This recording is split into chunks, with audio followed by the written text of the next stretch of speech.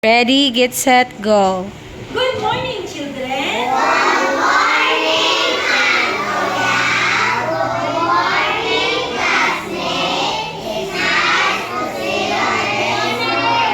Okay. Handa na ba kayong makinig? Mayroon akong kwento sa inyo.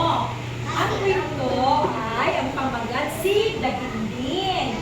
Ito ay kwento ni Virgilio Almayo. At ibinuhit naman ito ni Renato Gamos. Okay. So, ang kwento na ito ay tungkol ito sa isang daga na nangarap na gustong pumunta sa buwan. Okay.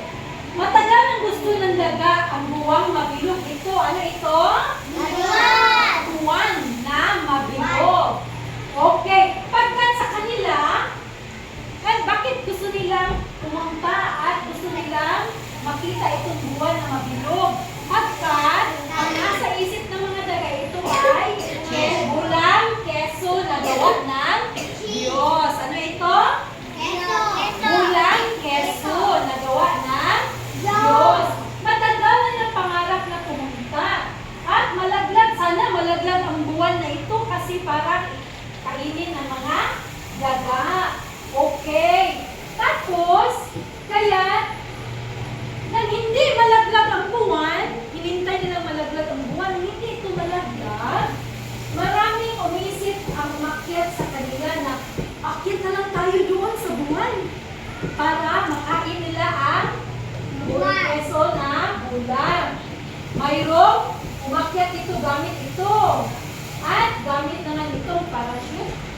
Gumamit sila tapos hindi nila maakyat ang buwan.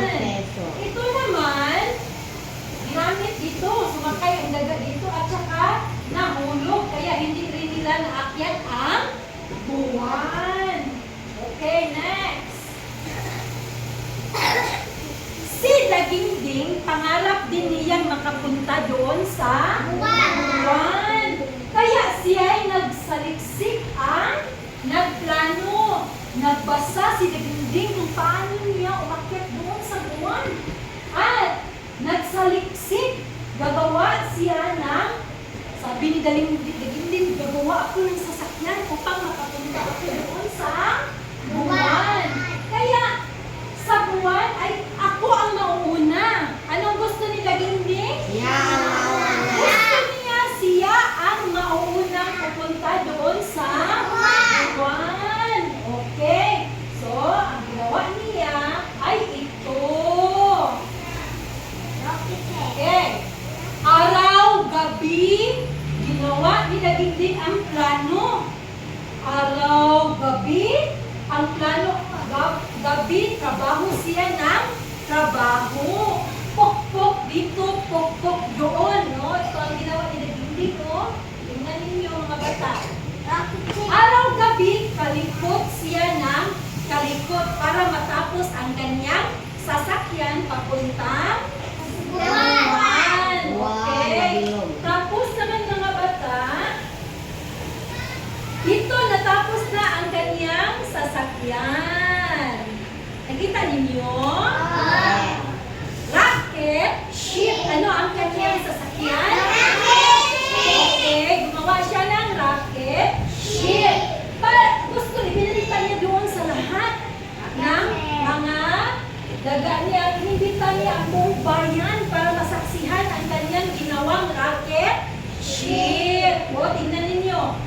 Parang tatlo lang na bubuwit ang pumunta doon at nagsaksi sa kanyang ginawang rocket ship. Ilang bubuwit ang pumunta doon? Tatlo. Okay, very good. Next. Ito na. Tingnan ninyo ang rocket na ginawa ni Daginding. Okay, masaya-masaya si Daginding. Pag-akyat niya, pag-andar, umakyat siya at pag-andar ng rocket ship, lumagundong sa buong paligid. Alam niyo ba ang rocket ship? Ano yun? Yun ang sasakyan papunta buwan. Tapos, nagising ang lahat at nagulat ang lahat.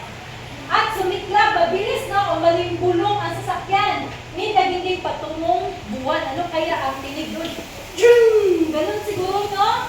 Ang lakas ng tunog sa rocket ship nagulat ang lahat at nagising.